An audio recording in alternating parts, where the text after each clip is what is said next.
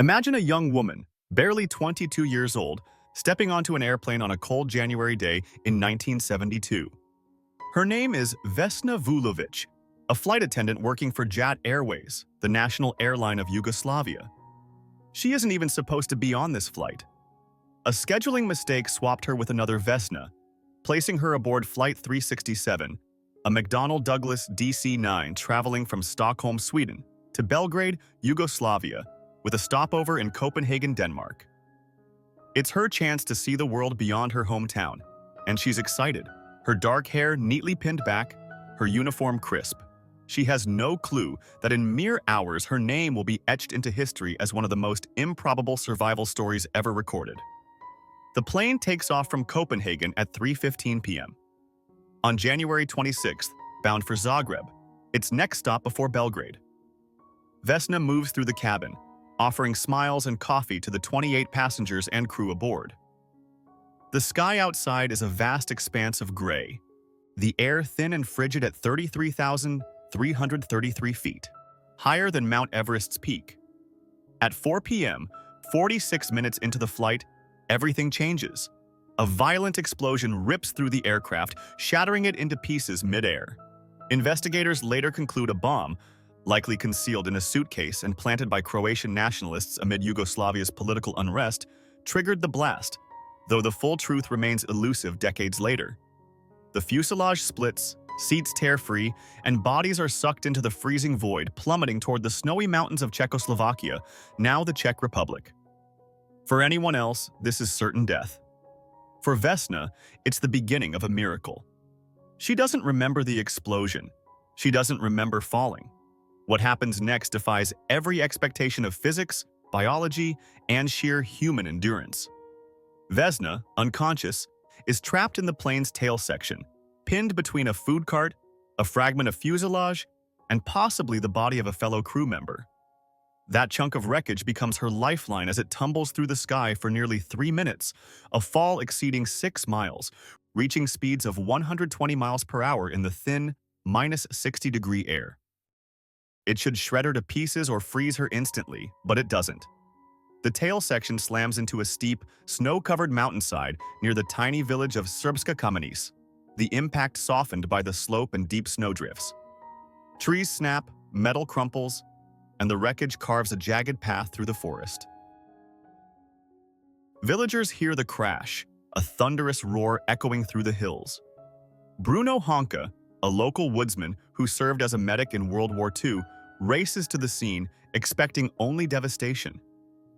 Instead, he finds Vesna amid the twisted debris, broken, bleeding, but alive. Her skull is fractured, her spine snapped in 3 places, her pelvis shattered, and both legs mangled beyond recognition. Blood soaks the snow around her, yet her pulse persists, faint but steady. Bruno leaps into action, applying first aid to stem the bleeding until emergency teams arrive. Helicopters soon airlift her to a hospital in Prague, where doctors stand in disbelief. A fall from 33,000 feet, without a parachute, and she's breathing. She slips into a coma, her body a wreck, yet her survival challenges everything they've ever learned. How does someone live through that? Experts have debated it for years, piecing together a rare confluence of factors. The tail section, relatively intact, acted as a crude cocoon, shielding her from the wind and debris during the descent. Its spiraling fall may have slowed her speed slightly compared to a straight drop. The snowy slope she landed on, angled at roughly 30 degrees, absorbed much of the impact, allowing the wreckage to slide rather than smash head-on into the ground. Vesna's unusually low blood pressure, a quirk noted later by doctors, likely caused her to pass out instantly when the cabin depressurized, sparing her brain and organs from oxygen starvation or bursting lungs. The food cart pinning her in place might have kept her from being ejected entirely.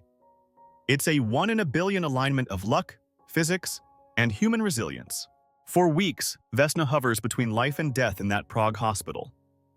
Surgeons work tirelessly, repairing her shattered bones and stabilizing her fragile condition.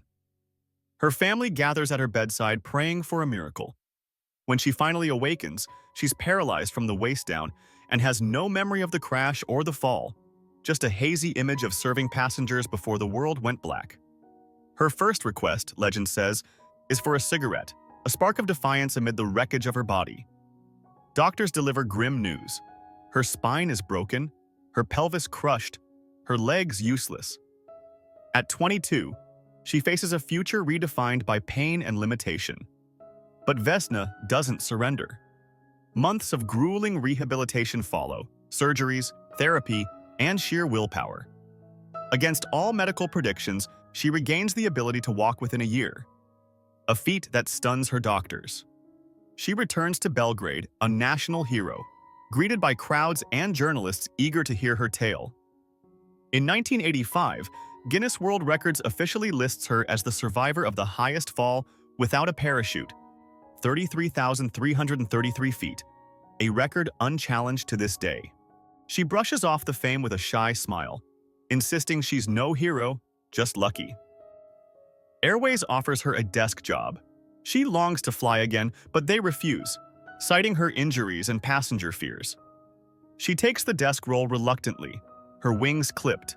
The crash leaves deep scars. Survivor's guilt haunts her.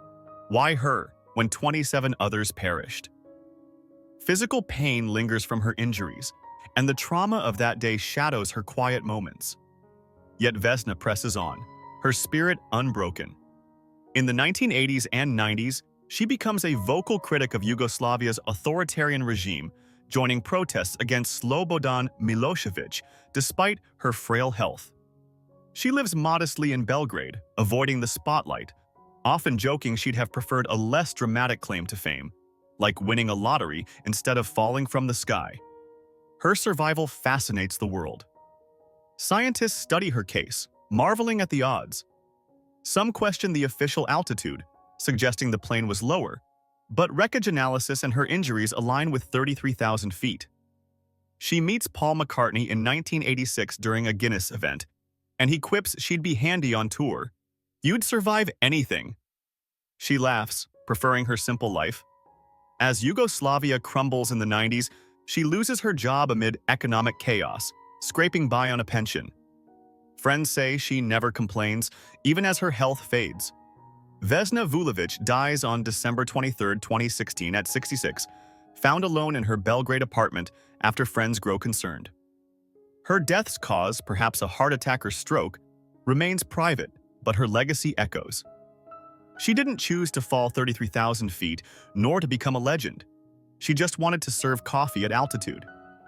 Instead, she proved that even in the face of certain doom, life can cling on, stubborn and unyielding.